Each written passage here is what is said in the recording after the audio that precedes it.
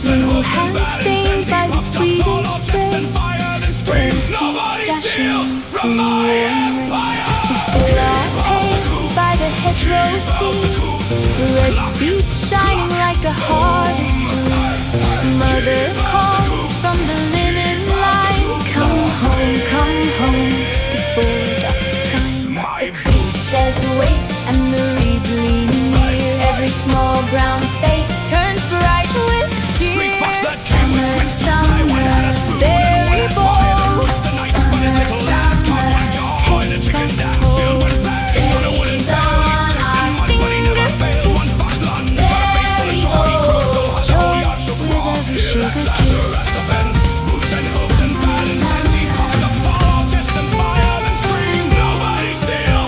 Down by the water, the minnows flash. We plunge our heels and we make a splash. Little ones chasing the silver pool. Old nets waiting by the mossy pool. My brother casts from the alder roots, thin lines singing for a sharpish shoot. Then we hide where the willow bends, count to 10 and be found again.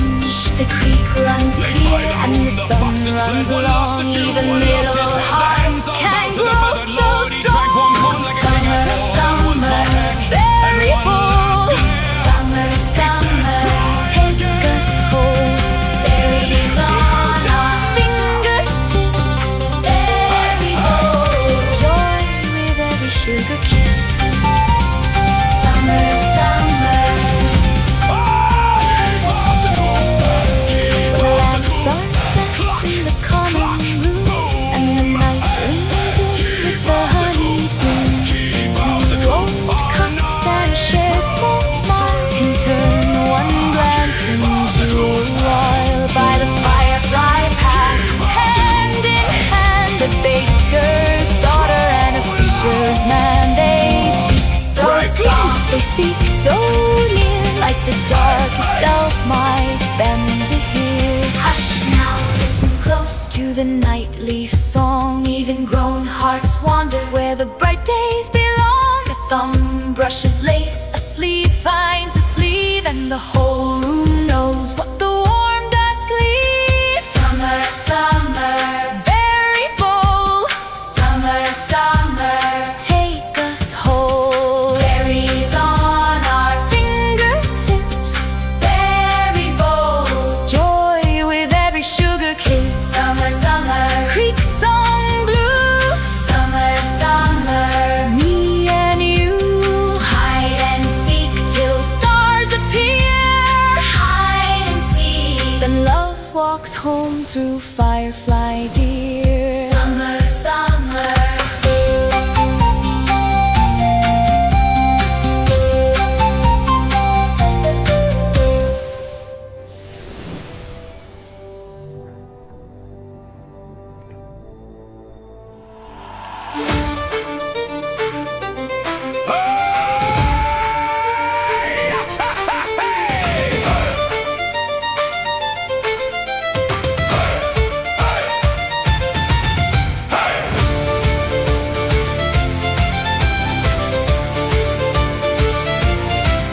Down at Ironmark farm, a storm came off the bog. Green teeth at the gate and mud on every log. But Hetty at the porch rail with a broom and iron pan said, if you want my yard, boys, come take it if you can. Her son had a splitting maul, her daughter had a pole. The goblins came in snarling for the hens and beetroot row. They leapt up through the nettles, they clambered at the stairs. But Hetty raised a lantern and laughed right in their ears. Then the young girls in the house started singing clear and high through the shuttered window panes like sparks against the sky.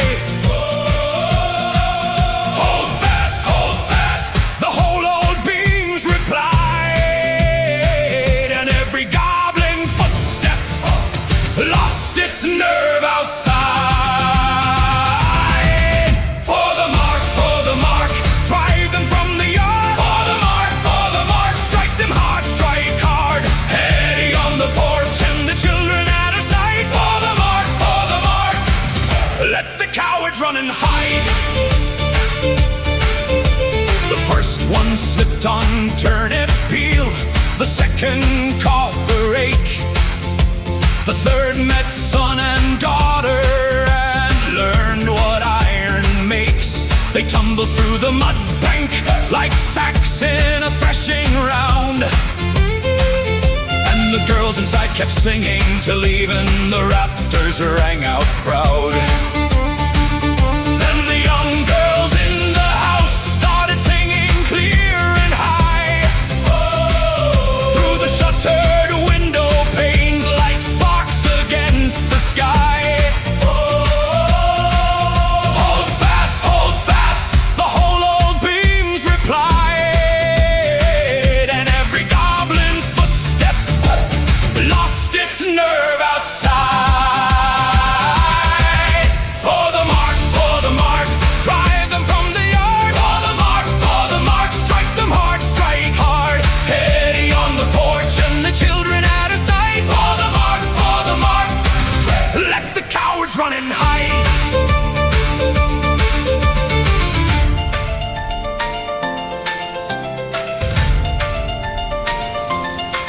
By dawn the lane was empty, the crows went back to sleep, the broken pots lay shining where the goblin boots did creep.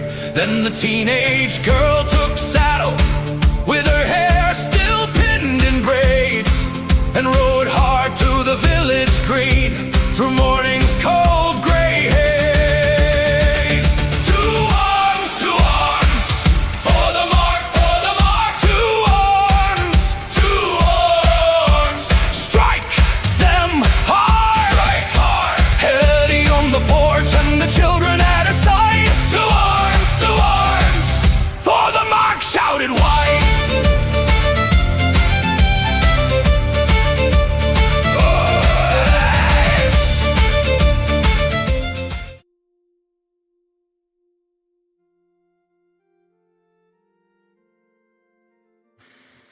All right, there we go. Now we're live. Oh, man.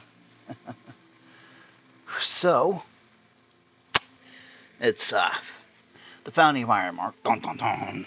And we're going to be at Elves and Cities today. First of all, let's do a little thing with Elves. Not much. Good to see you. We're going to talk about elves and cities and trade and the like. Alright, so with first thing we're going to do is we're going to divide the elves in half. Because, well, actually more than half. We're going to I'm sorry, my lungs are acting up today. But so we are going to go to Civilized Races of Ironmark. There we go. There's that. Alright. Man, my lungs sound like shit. Okay. So we got Dwarf Mountain, Dwarf Hill. And I feel like I should have gone more into the dwarves, but hey. Elf. Aquatic. Not used. Elf. Drow. We'll keep Elf Drow. We'll keep Elf Woodland. We'll keep Elf High. Okay. So, one of the interesting things about Pathfinder's internal campaign setting Golarion is that Golarion has multiple human races. Different skin color, different bonuses, different hair colors, different eye colors, which actually I think, makes it more. Let me hit my hey, let's see the house. Makes it more diverse than the people who were screaming that race is a social construct.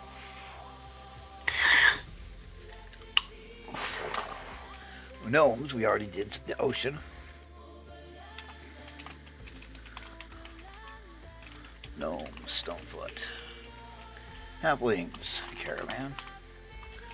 Halflings. Shireborn. Half-elves.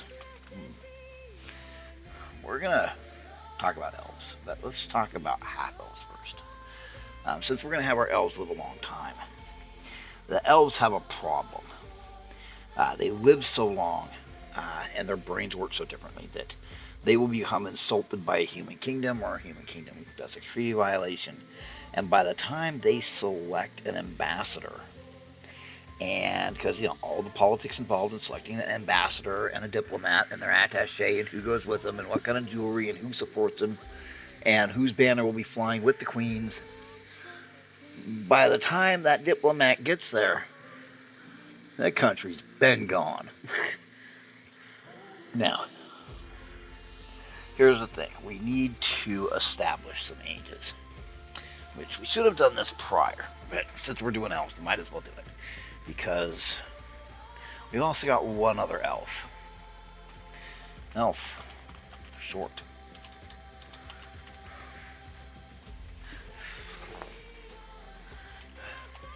Short city. Woodland. Okay.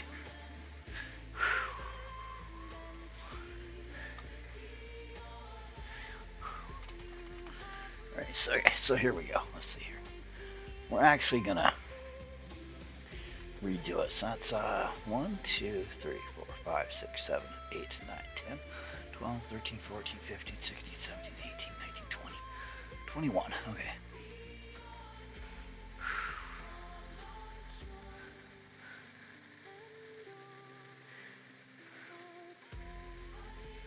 Ooh, it doesn't want to let us do it. That's okay.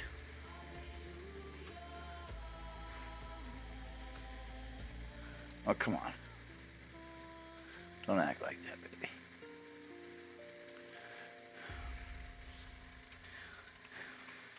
So yeah, race. Young adult. To be honest, it would be better if we did this on a Word doc and then PDF'd it up. But right now, we're going to work with this.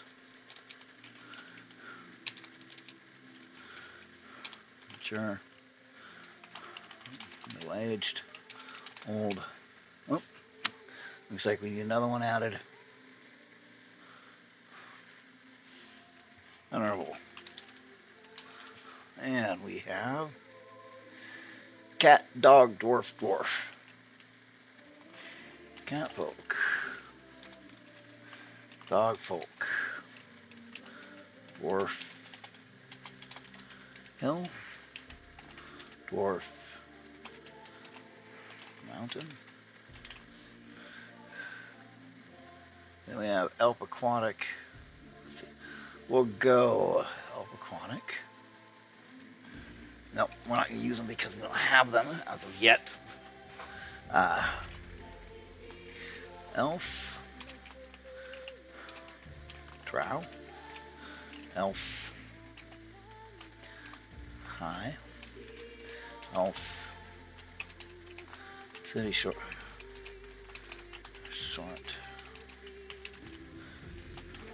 City. Okay, elf. Woodland.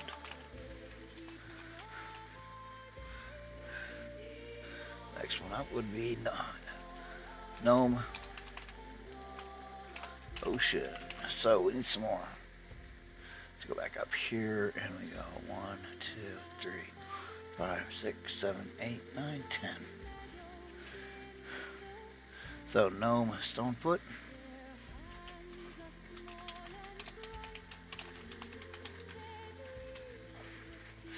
Halfling, Caravan, Halfling, Shirefolk, Half-elves, half-orcs, Anyway, but here's the thing. Elves take a long time to understand things. Hang on a second.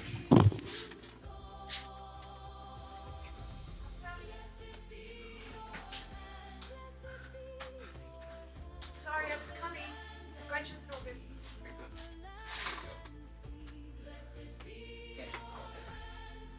This one's mocha? Thank you so much, sweetie.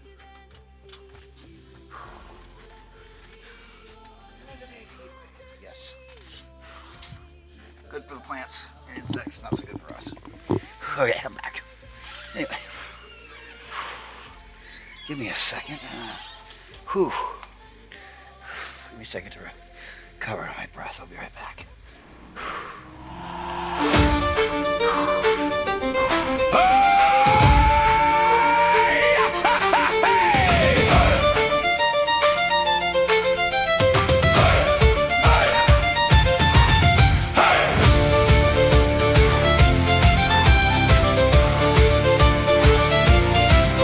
Down at Ironmark Farm, a storm came off the bog.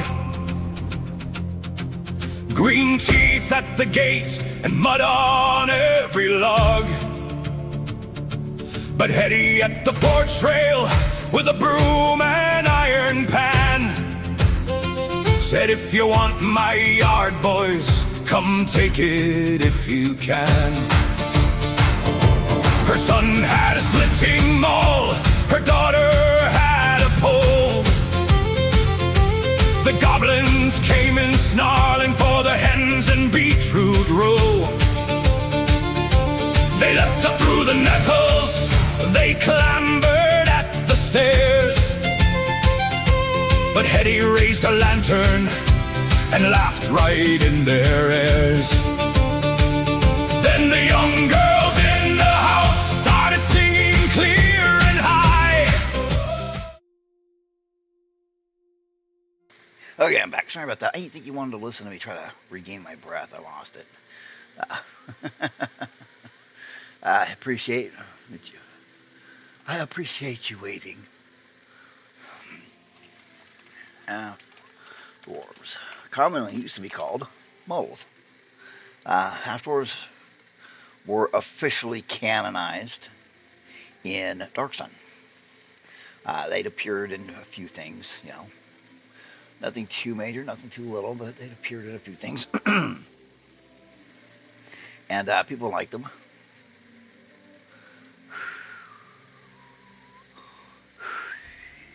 But, where was I? Oh, they were officially added in by Dark Sun. A lot of people liked them. There were no dwarves, so the closest you got was half-dwarves. Humans, mouse girls, rat folk, Uma. Humans.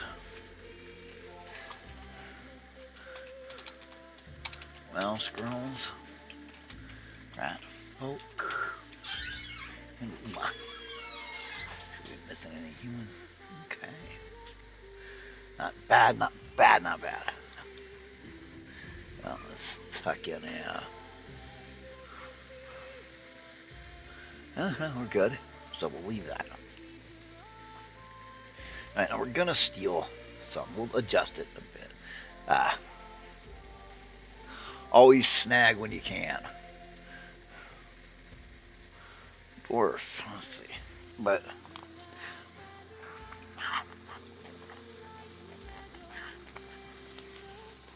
else I want mine to be different.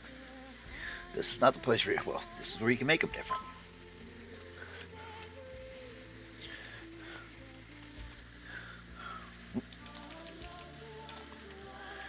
351 to 450. Make them so they last longer. 400 to 500. Who the fuck is blowing up my fucking phone? I don't like anybody enough for them to be able to blow up my phone this much.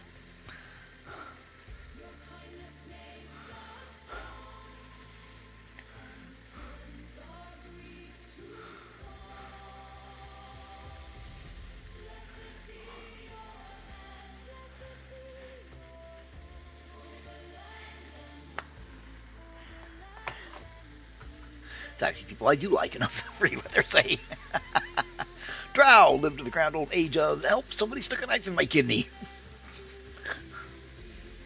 Okay, we don't have gray, but we do have high.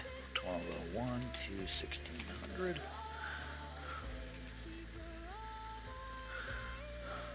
Oh, short city. 700 to 750. Now we're gonna get into Y in a minute.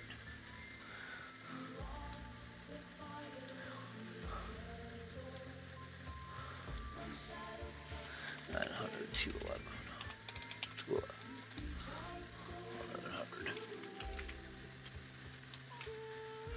We'll get into that in a minute.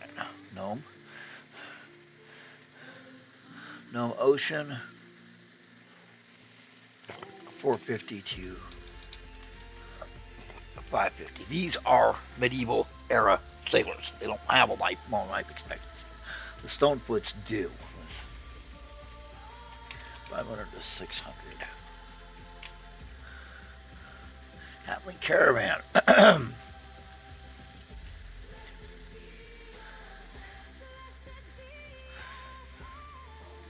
145 to 199, where the Halfling Shire folk are only 100 to 125. Half Orc, half Dwarves. Okay, so let's see. Now our human's going to be 91 to 120. Wow, these are some serious. Okay, so divide it in half. Dwarf 450 minus 190 minus 1. Let's see, 60. 250. So we're going to put them at living to about 225 to 300. Half elves lived about 251 to 325. Not exactly all arbitrary. 61 to 80. Humans 91. 120. Mouse girls. They live 45 to 60. Rat folk 50 to 60. Uma 60 to 75. Let's actually bump this a little. Well, let's see, like the dog folk. Let's see. We're going to give them 61 to 90. And the cat folk, we're going to give them 50 to 71. There, now we got a nice age spread out. This is why it's important.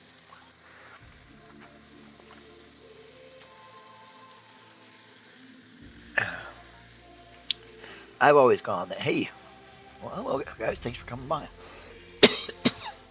I have always gone with elves take longer to learn. Their brains are wired so that it takes longer for them to learn stuff. But once they learn it, they fucking learn it. Common thing was, a game I ran a long time ago. Hang on, give me a hiccup break.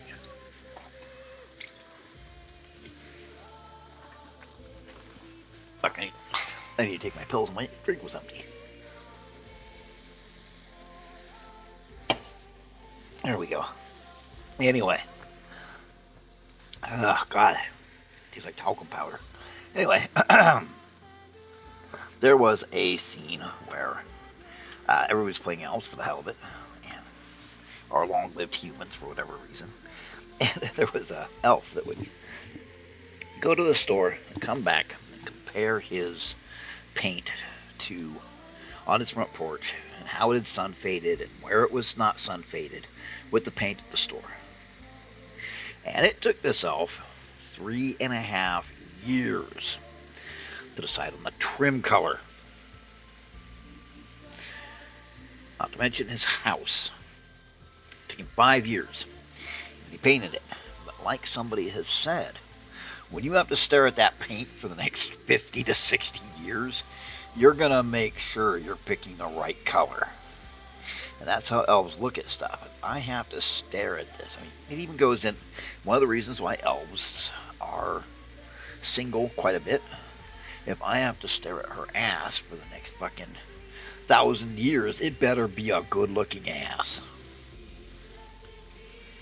That's why quite a few people have elves be polyamorous, which I think is wrong. I think they would be more likely to be monogamous for several hundred years and then just peacefully part ways.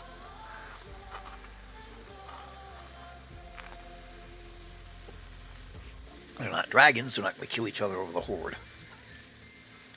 But because it takes them all this time to decide something, by the time they declare war on the human kingdom and they get there, the human kingdom's been gone. It's like, when the fuck are the doors burning our settlements?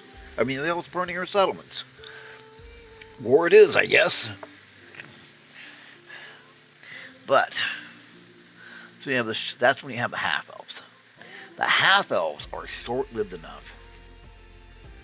They can keep track of the human world and make an elf understand. So rather than half-elves being on the fringe and criminals and blah, blah, blah, blah, blah, they are diplomats, liaisons. Being a half-elf is almost a guarantee of employment.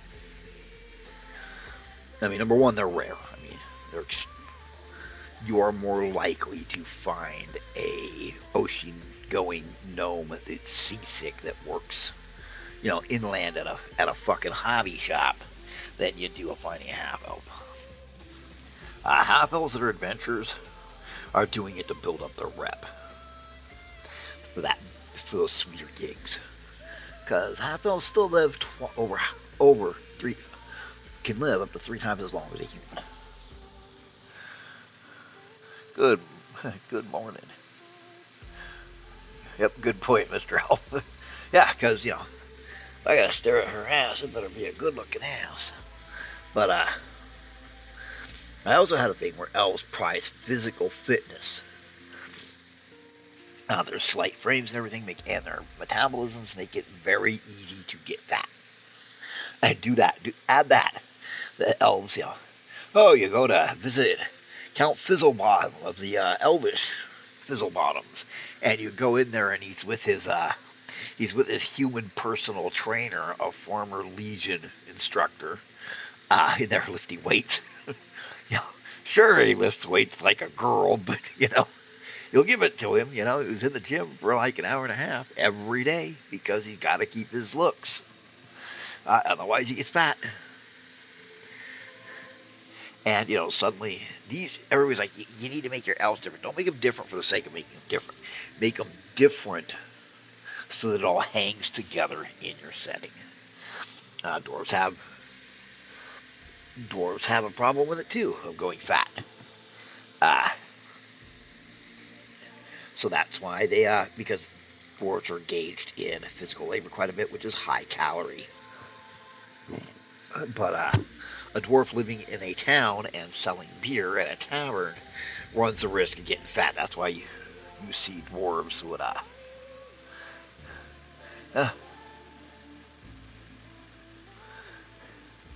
it makes sense diabetes would be hell if you were an elf. Yeah, you could actually put that. Elves are prone to diabetes. Because they're not fucking plants. Headcanon that half-elves are miserable due to having the burden of a soul. I actually say that having a soul makes them able to relate better to the humans, but being part Fae, they can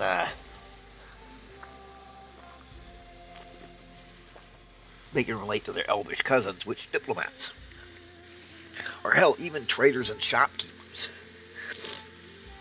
The other thing is kingdoms would prize half-elves for their long outlook and put them in positions of his lordship of the exchequer, or his lordship of crop planting. So, half-orcs, I think we're going to say that half-orcs actually are very rarely seen in human society. Pretty rare. Where they're not rare is orcish society. Orcs look at the intelligence boost as something to help their not roam. Like I said, we are making them.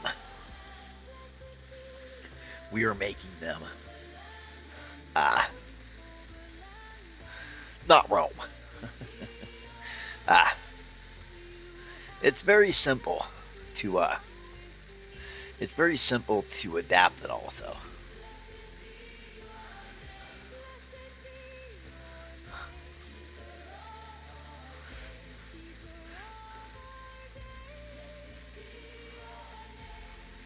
We made it sure that we're going to make sure that everything makes sense.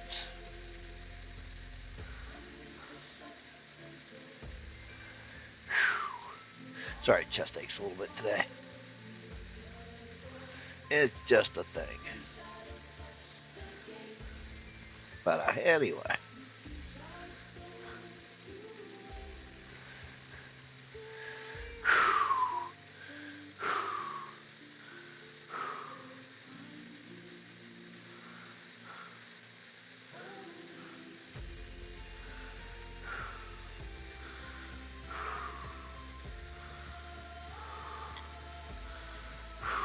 Okay, there we go. A little better. But,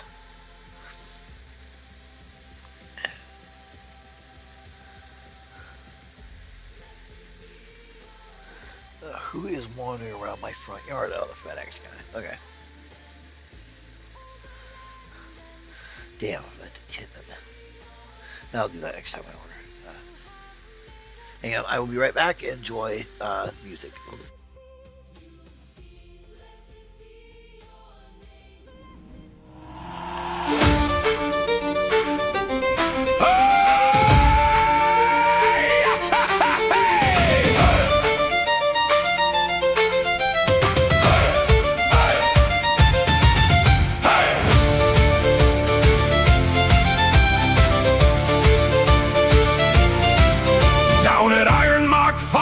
A storm came off the bog. Green teeth at the gate and mud on every log. But Hetty at the porch rail with a broom and iron pan said, if you want my yard, boys, come take it if you can. Her son had a splitting maul, her daughter had a pole. The goblins came in snarling for the hens and beetroot row. They leapt up through the nettles, they clambered at the stairs. But Hetty raised her lantern and laughed right in their ears. Then the young girls in the house started singing clear and high through the shuttered window panes like sparks against the sky. Hold fast, the whole old beings replied, and every goblin footstep lost its nerve outside. For the mark, drive them from the yard. For the mark, strike them hard, strike hard. Hetty on the porch and the children at her side. For the mark, let the cowards run and hide. The first one slipped on turnip peel, the second caught the rake. The third met son and daughter and learned what iron makes. They tumbled through the mud bank like sacks in a threshing round. And the girls inside kept singing till even the rafters rang out proud. Then the young girls in the house started singing clear and high. Anyway, so what was it? So scouts and recons works. Damn right, we're gonna go with. They do a lot of scouting and reconning. Sorry about that. I tipped the FedEx driver because I order a lot of heavy stuff from Sam's Club and Walmart because it takes me an hour to an hour and a half to get everything in the truck. I mean, minimum we've been able to do it was we did it in a drill, and we managed to get me and my O2 tanks in the truck in 15 minutes. I told him, if it's that bad, just fucking leave me. I've had a good run, and my wife was like, I will never leave you. So there was that.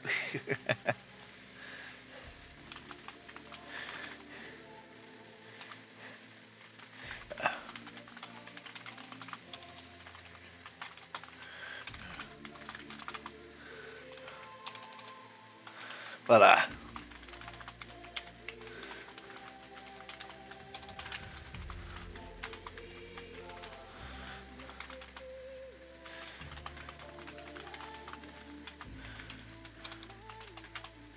let's see what we get. But yeah, they would be scouts and recons scouting out the human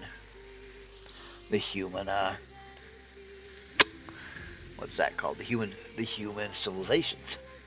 Because we're gonna say in history that the orcs got their ass kicked to the point where they almost ended up extinct. And their gods split in two ways. One is the typical god of orcs where you scream and, you scream and jump on people, But the other one is the god said, you know what, this is getting my shit pushed in by the fucking humans. I've fucking had it. I've had enough of it. How do they do that? And so now the world of Ironmark has a problem because this guy. Because this guy, he's now a problem.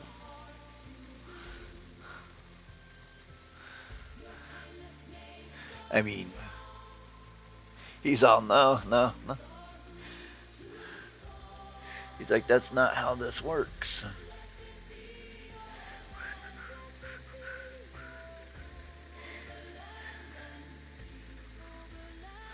Eddie at the porch. Anyway, this guy has a problem in Ironmark. I mean, number one, that's kind of awesome looking.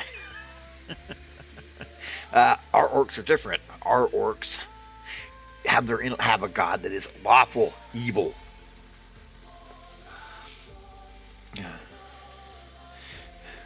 Will they have honor duels and, backstab each other?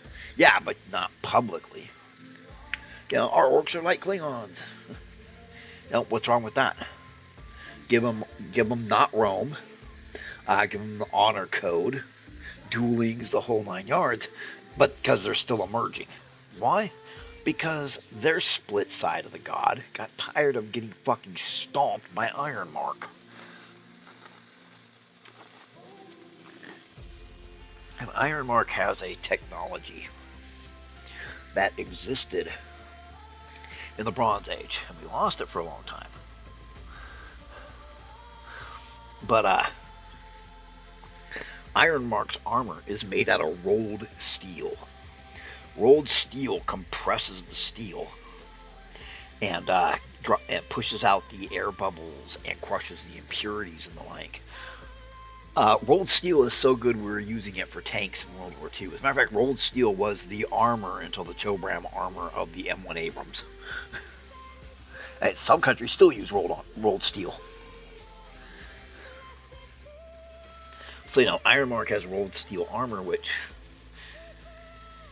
nobody can figure out what the fuck makes their armor so tough.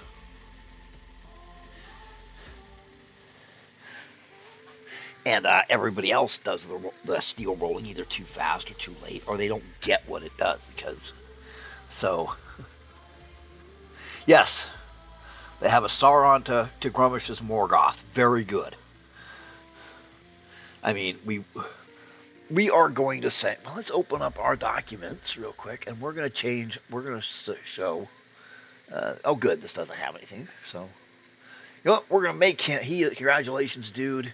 You are our picture. You are a winner. You are the picture for our humanoid races. And this is where we have some fun. Okay. First of all, we're going to have multiple orcs and multiple We're gonna have multiple orcs and multiple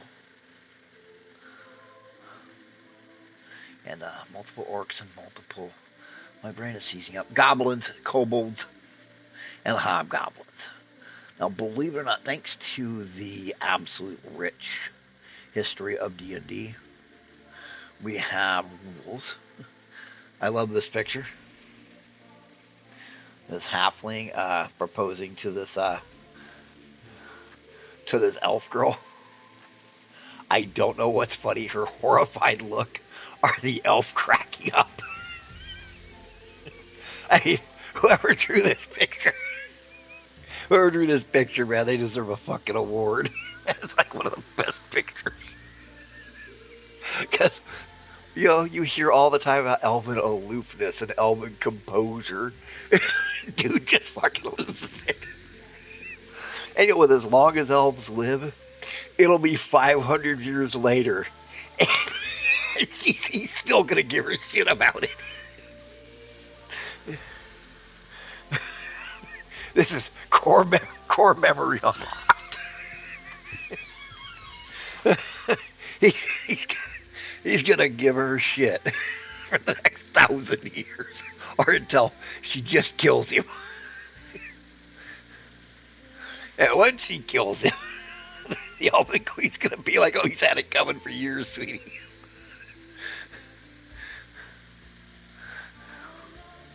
That is such a fucking picture, man.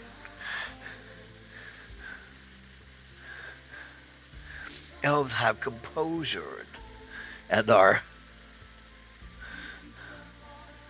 Yeah. Nope, he's just going to lose all his fucking composure. But, here's another one. This was actually for the game. That is, that's a bard. A half-elven bard seducing it while keeping her relationship with a nobleman up and running with a crystal flute. You know, players have gone beyond hack and slash like stuff like that. I mean, it could be the only magic that has is it plays like a normal flute, that it's got good pure tones and it glows softly and it's made of clear crystal and it's you can even keep it fragile where she's got to keep it in a case. Players love that shit.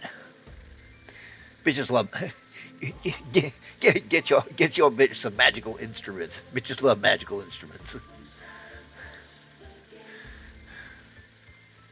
Oh, another thing is, you know, since we're talking about players and everything, these guys had my fucking players up fucking set. I mean, when they got down to below 10 hit points, they would rip open their shirt and slap the 7-pointed "sit here and star," screaming out "my life for him" or "my life for you," and slap it and explode. I mean, of course, I had a big one about to do it, and the cleric player had taken a fucking mythic ability that I had forgotten they had it, which is nice. I like it when that happens. And he cooked off that "my life for you," and she reversed it into healing magic. So, surprises on my end. And, you know, I really appreciated it. Everybody should appreciate it. Oh, God damn it. You know, I had it, and now I can't find it. Anyway. There are 3 types of orcs. The pig ones, the not pig ones, and then the big green guys. The big green guys are mostly popularized by World of Warcraft and 3E D&D. Yeah. It's hundreds of years later. Hey, remember the time you got courted by that gnome bard wearing 2 fucking shirts? But couldn't cover his pecs? That was 1,000 years ago. I don't care. It's still funny.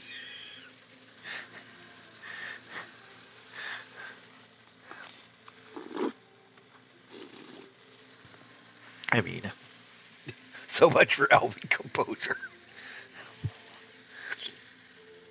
But because aside from the pig snout, I mean, check dude out. He's just happy to be here. He's just happy to be part of the group. But notice, half orc's smaller than the human.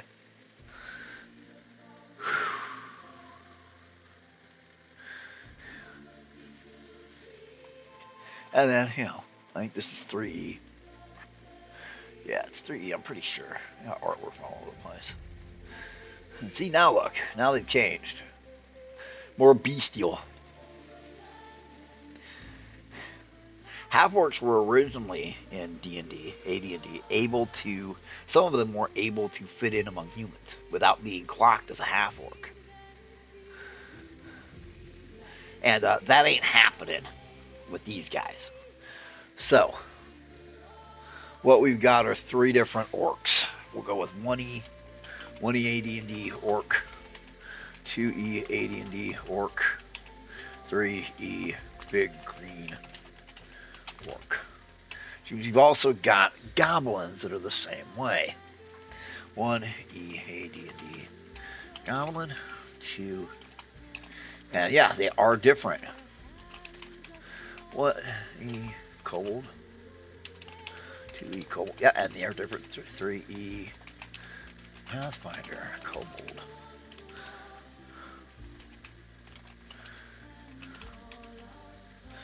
Pathfinder Goblin. Okay, Pathfinder Goblins are... Fuck those guys. Okay. Lizard Man. Lizard Man. Serpent Folk. T. Now, they're not humanoid, but still, we're adding them for a reason here. Serpent Folk, Yon T.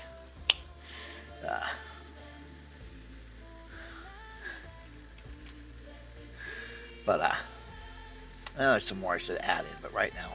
Oh, 1E, AD&D, Hobgoblin. 2E, AD&D, Hobgoblin. Pathfinder, Hobgoblin. Now, these are all wildly fucking different. I mean, they really are. For example, the 1E AD&D Orc, biggest change? Lawful good and decent intelligence. I mean, shit. We could go look and find it. I mean, you know what? Yeah. 1E AD&D Orc. God, I use big because I hate what they've fucking done with Google image search. It's trash now.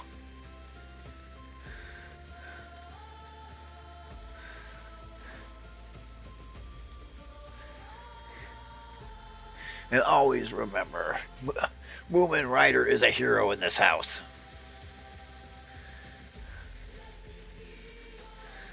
Why? Because he got back up on his feet. Like a real man.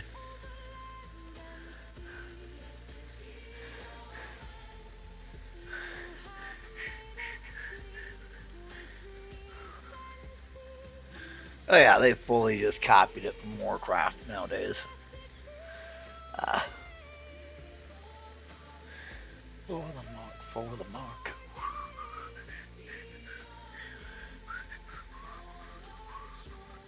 Sorry, I really like. I made those tunes on AI, and I really fucking like them. Orc entry. God, I'm spelling bad today. Part of first edition of this fucking searching to not understand. That's like ogres have changed too. I mean, they've really, really changed. I like the old. I separate them into two. I actually am a little weird about it. I separate ogres into two. and I separate ogres and trolls. Trolls, you either get the big green ones, the modern ones, which are gigantic fucking things, or you get the first edition. Now, usually with the first edition ones, I'm like, okay, the first edition trolls are called ancient ones. They're the original trolls. Their trolls are actually fucking smart. The original trolls were actually smart. Smarter than people think. And that meant it was not uncommon for them to set traps. In my games, the worst thing some players could find is they could be wandering around and find some sour maple oak and turkeys and goblinberry bushes. Especially if the goblinberry bushes have been grown in such a way that they keep the turkeys in like an acre or two. What you have found is an Ancient One farm. Ancient Ones eat like a turkey a month, or every 2 months, and like will break a branch off and sit there and share it with their troll friends and eat it and chew on it while they eat handfuls of berries and maybe roast themselves. They'll use the sour oak stick to spit the turkey and roast it. They don't, people are like, oh, trolls should be afraid of fire. It could burn them and they can't heal from them. Well, no shit, it does it to us too. God, it's like, we didn't stop using fire just because some retard fucking burned down his house. Oh, people piss me off. It's okay though, right? It's all alright. It's all okay.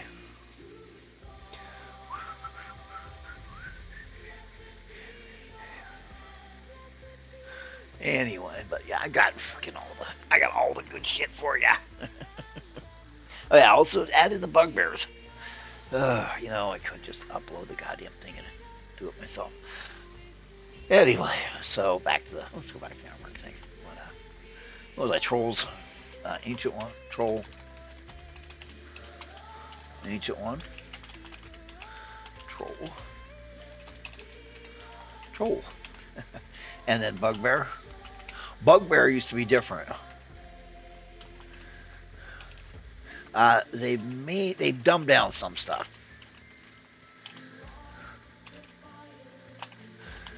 Part of that is the Forgotten Realms. Yeah, but the Green Orcs were a plague that just rapidly took everything over.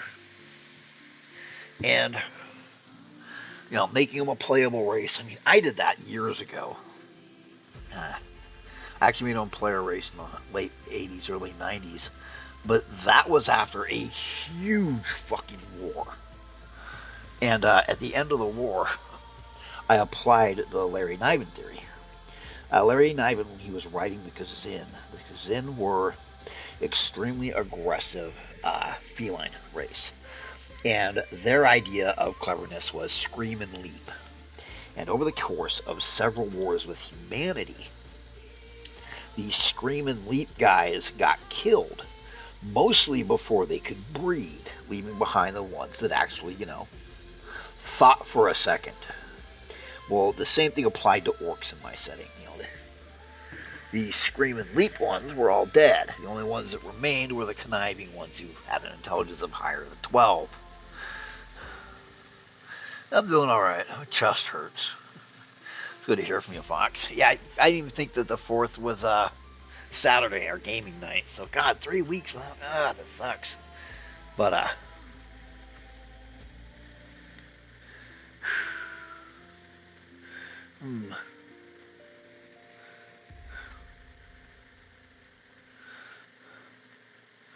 But, yeah. So, we're talking about elves again. And, elves are important because they've got the long outlook. And, too many people, as Calaman, Making them shorter than humans is. I like having humans being one of the taller groups. One of the taller. Yeah, caught a shift. Okay. But having them be one of the taller makes it a little bit different than normal.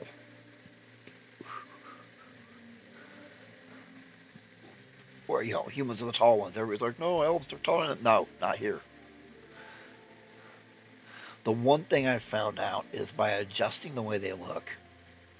I got lucky. A friend of mine sketched how the ones in my personal homebrew looked for me. So I would just simply tap that and say, look at the pictures. Once people see that the pictures are different, they have a tendency, their brain reshifts. There we go. Quality Monster Manual. There it is. But, portfolio. The Monster Manual 2. Okay. Another Darkana. But, the image will stick in their head that, oh, things are different here because I saw a picture. That's very handy to get them to do.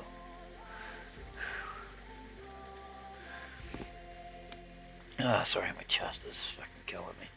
But, hopefully not. Hopefully not literally right now. But,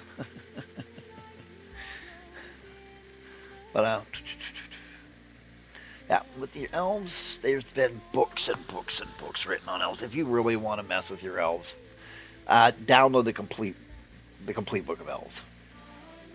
The complete Elven Handbook, or whatever the hell it was called. Download that and take a look, see what that's actually. I actually bought that. It's actually decent. It's actually. Hey, I have a copy of it. Load it up. Upload it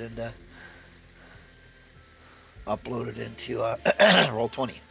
Anyway, but like complete Paladin's Handbook.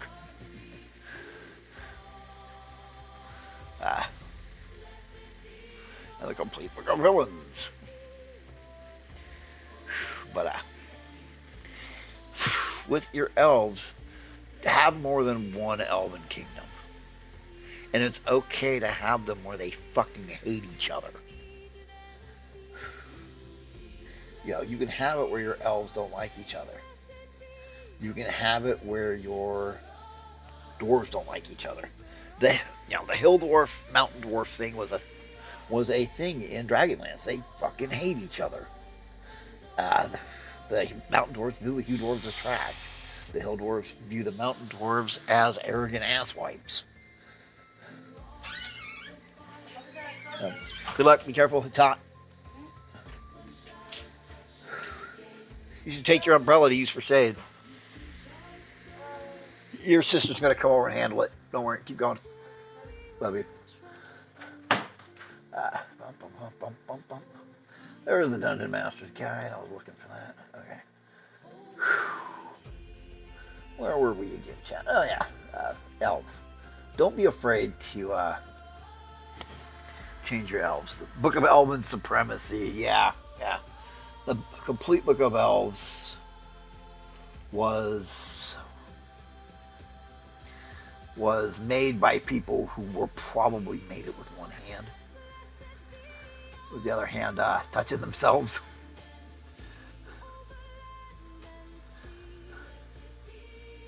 I mean, but I am not. I am not gonna lie. It is a good in-depth thing. We can pick a random fucking page. Physical attributes, although they resemble. Elves generally resemble humans physically, although they tend to be shorter and slimmer. They can often successfully disguise themselves as small humans. Without the disguise, are readily apparent. When we played Ravenloft, a lot of elves and half-elves would trim the tops of their ears so that they didn't get clocked in Ravenloft, because getting clocked in Ravenloft as an elf, good way to get beaten to death with a sack of rocks.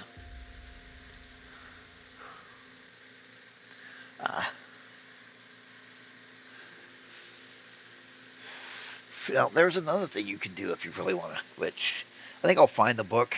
I think I'll find the book online and cut some of it.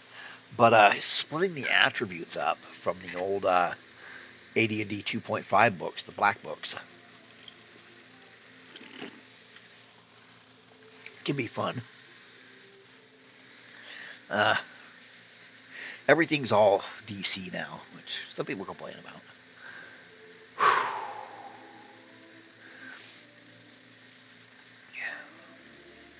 I mean, it's actually, even if you're not going to, use any of this, it's interesting to go through because the people that wrote this took it seriously. I mean, and that's rare nowadays. Everybody's trying to be, deconstructive and everything. Valkovia makes us, yes, look like good Christians. Yeah, Valkovia, Jesus Christ.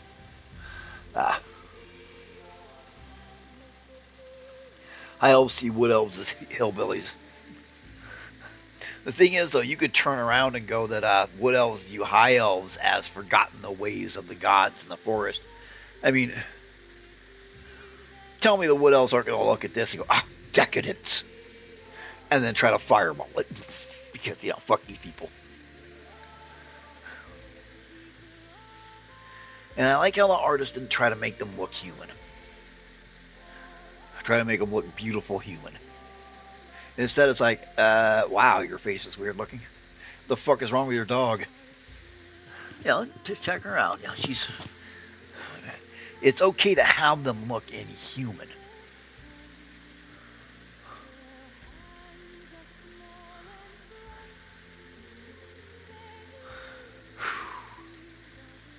That was taken from another book, but still good.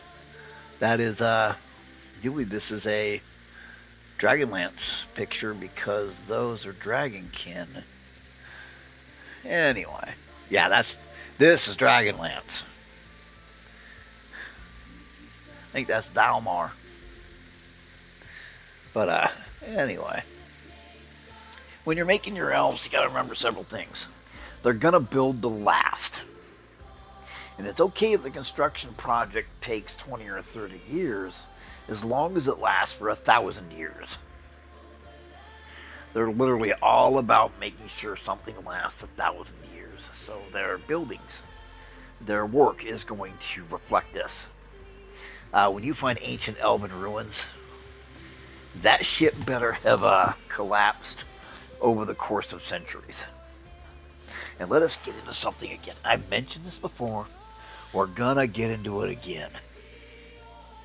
High magic, also known as a mythal.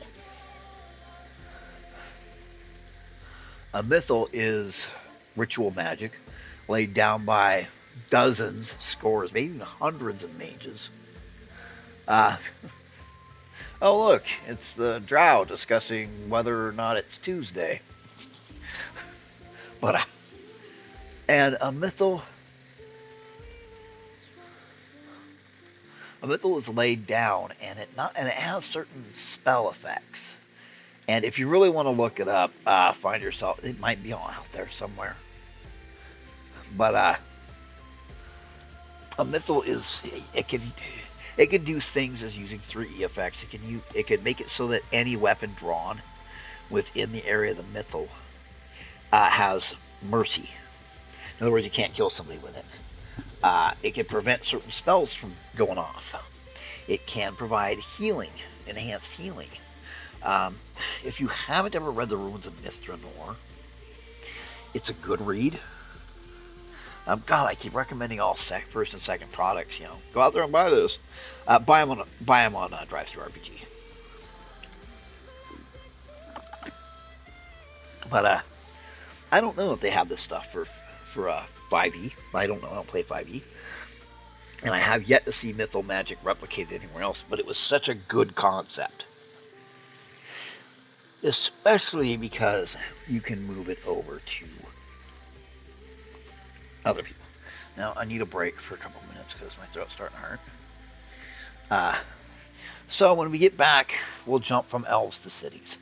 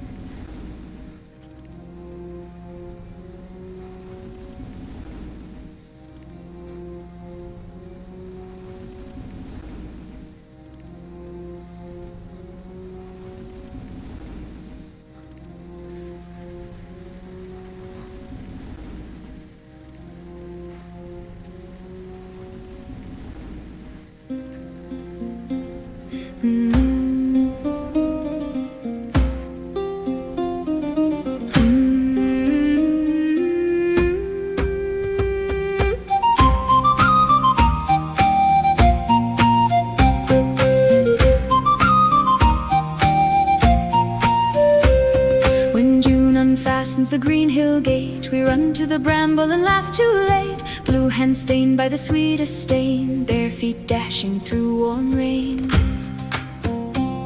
We fill our pails by the hedgerow seam, red beet shining like a harvest dream. Mother calls from the linen line, come home before dust time. But the creek says wait, and the reeds lean near. Every small brown face turns bright with cheer.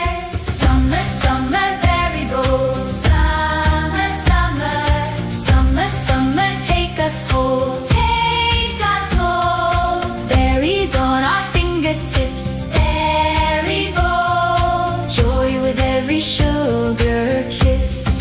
Summer, summer.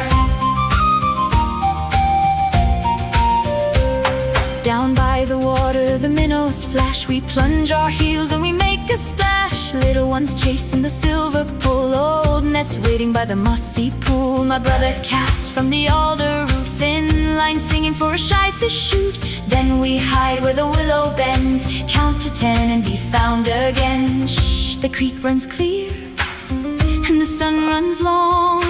Even little hearts can grow so strong. Summer, summer, berry bowl. Summer, summer, summer, summer, take us home. Take us home. Berries on our fingertips, berry bowl. Joy with every sugar kiss.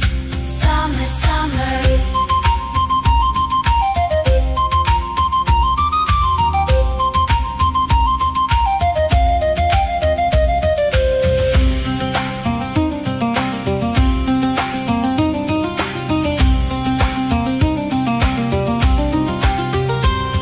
When the lamps are set in the common room and the night leans in with a honeyed bloom, 2 old cups and a shared small smile can turn one glance into a while. By the firefly path, hand in hand, a baker's daughter and a fisher's man. They speak so soft, they speak so near, like the dark itself might bend to hear.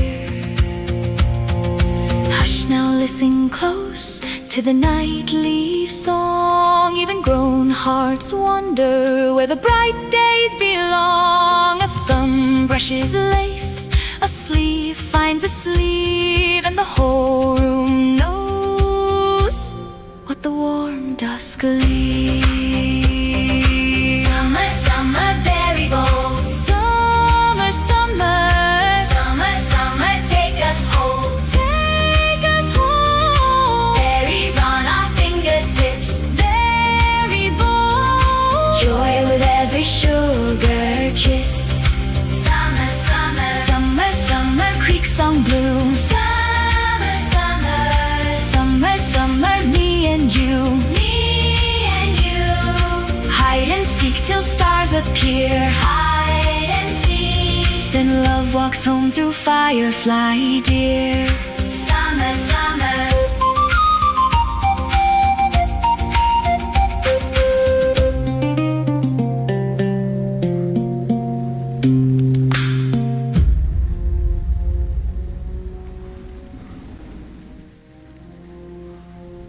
Ah, that's fun. That's fun, wasn't it? Anyway, I did find stuff on the mythal. Okay. And I'll show it to you so we can both take a look at it. There we go. What is mythal magic? A mythal is an immensely powerful magical construct. Jesus Christ. Hello. Wow, let's edit this real quick, because, wow.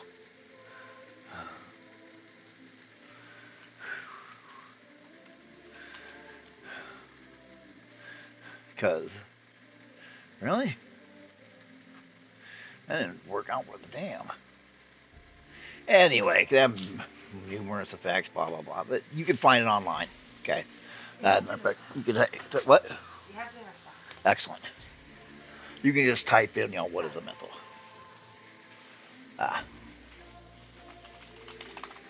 But the thing is, it doesn't just require elves. You can do it with, let's see, creators typically high-ranking elves, archmages, archdruids, or deities are necessary. So, you have a kingdom, and the Ah, you have kingdom. You can have the king's archmages over the centuries have built the mythal. Ah, Mythnor, one of the most famous examples. It's protected the city for centuries. In the Mythnor box set, the mythal's still there, but it's glitched. Yeah, mythals operate on a macro scale. Its effects can last for centuries. Pinnacle of magical creativity. And it's worth looking at. You know, someone's like, well, how did that happen? You know, I adapted Mythal for 3E, Pathfinder 5E.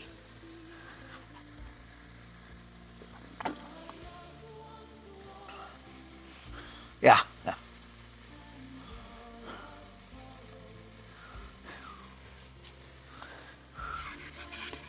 The Ape Lords. That's actually kind of cool. Surprise, we're the Ape Lords.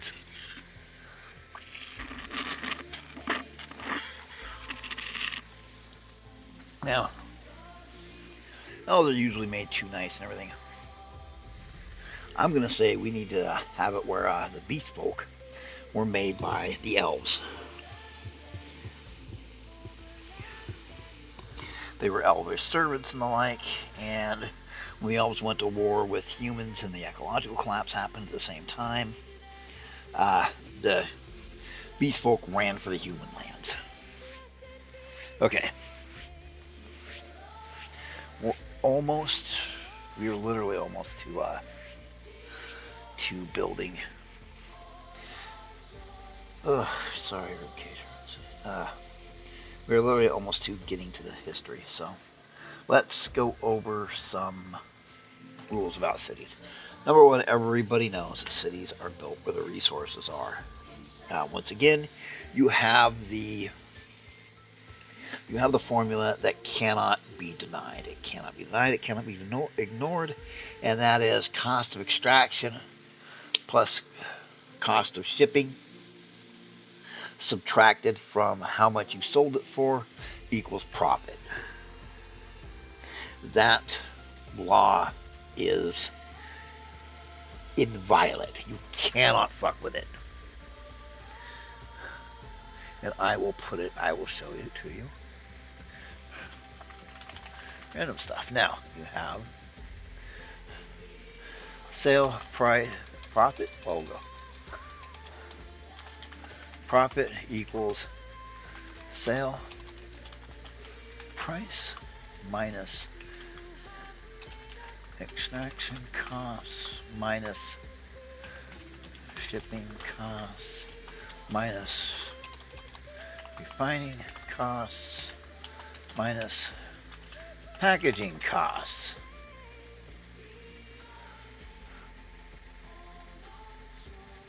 That's that's a lot of things to be subtracted.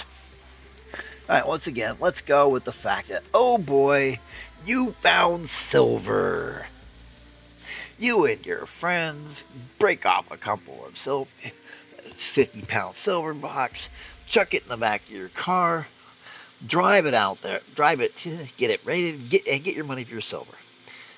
And you ask, why hasn't anybody mined all that silver? And the guy goes, well, number one, people keep losing where it's at. You're the first person to bring something in from that area, in 25 years. Second thing was you violated a national park. But anyway, he goes, well, number one, it's across 150 miles of hard desert. Most people can't reach it.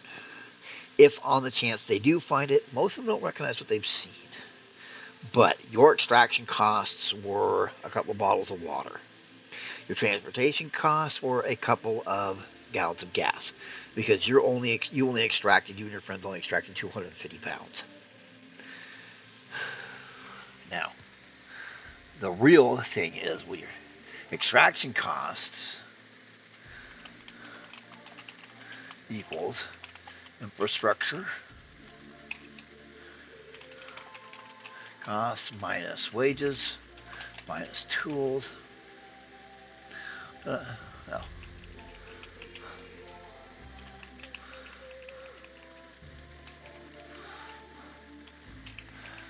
Shipping costs equals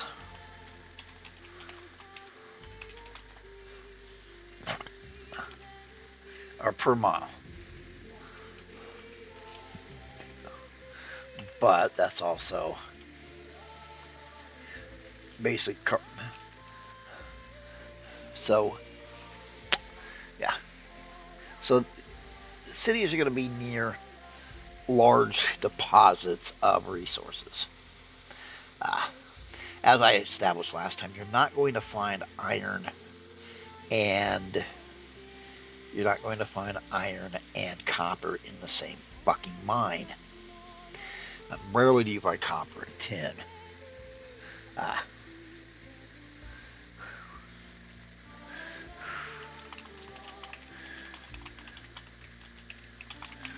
But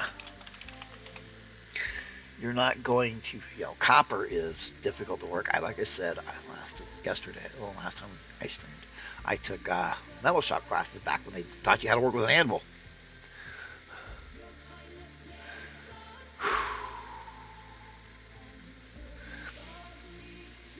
Now, I actually made a wrought iron candelabra that stood 8 feet tall, and I brought it home, and my mom claimed it, and when my mom died, I said, hey, I want my candelabra back. I made that in shop class, and one of my aunts took it. And then to really add insult to injury, she fucking sold it. Oh well.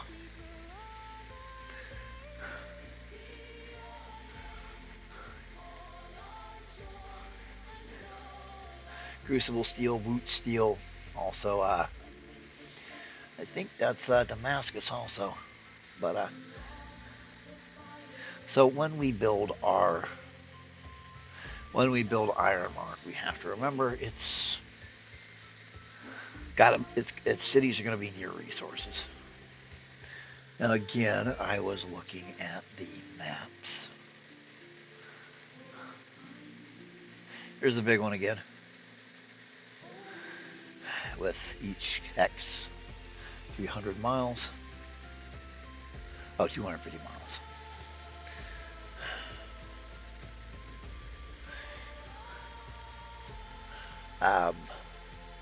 That means Ironmark's only 500 miles wide. I think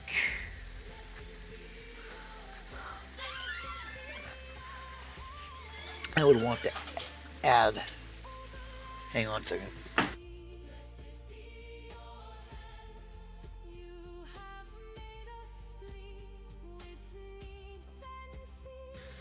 But I think we need to add more than Ironmark.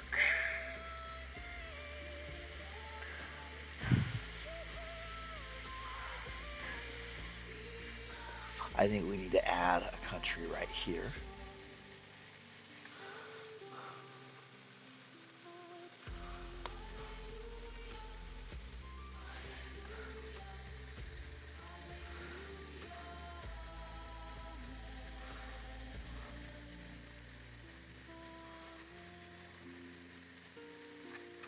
I think we need to add one here.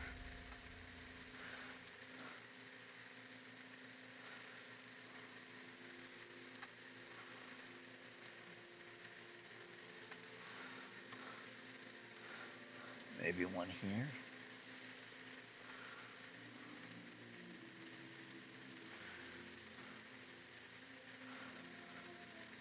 But we don't want to do it too much, so that you don't have players feeling like I did with Greyhawk. Greyhawk felt like it was too settled. I think everybody had already settled it.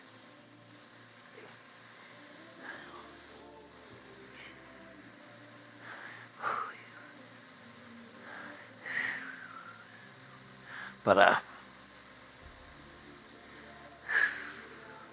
we're going to put the not Aztecs in the tropical jungle. We'll get into that. But yeah, I think we needed some more. But, sorry, I'm having she's breathing today.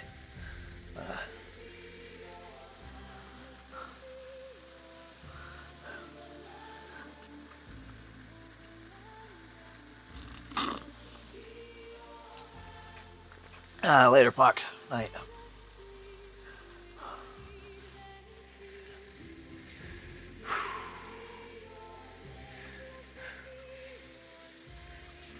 But, yep, so far,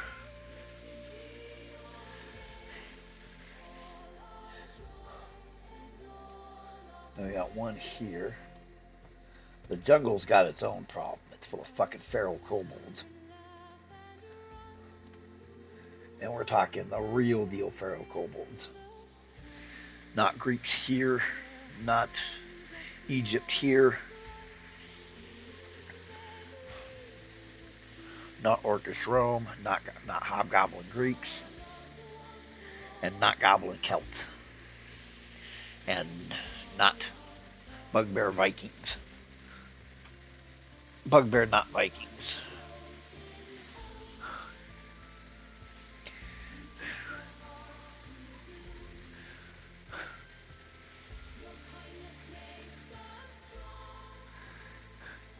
So that means we'll have to come up with 2, 3,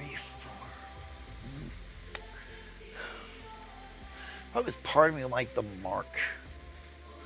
Having problems on all sides.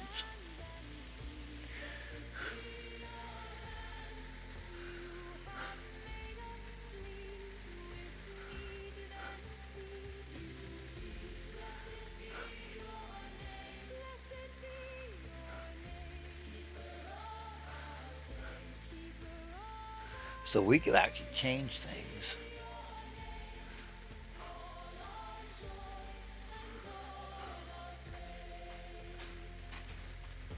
Hey baby, how are you? Not. When shadows touch the gate, you teach our souls to wait. I mean, if I put the orcs if I put Ironmark all over here, it changes it completely. Which gives it a whole new set of problems. And these rivers are the size of the Mississippi, so, or the Rhine.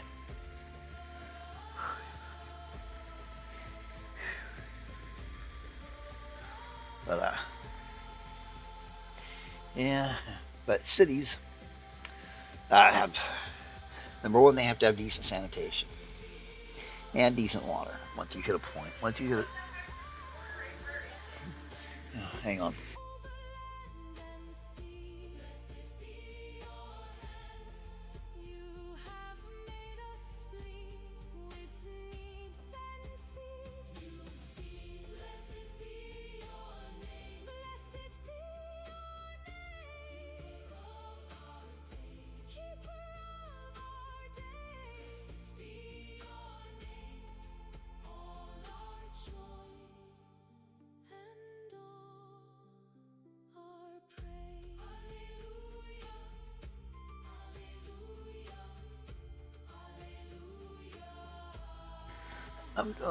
Yeah. But, anyway, I got a drop. I'm not doing too well today, so I'm going to hit a breathing treatment, relax. I will see everybody Sunday. It's good to see you all again. We will go over cities more in depth on Sunday. So, everybody take it easy and take care of yourselves.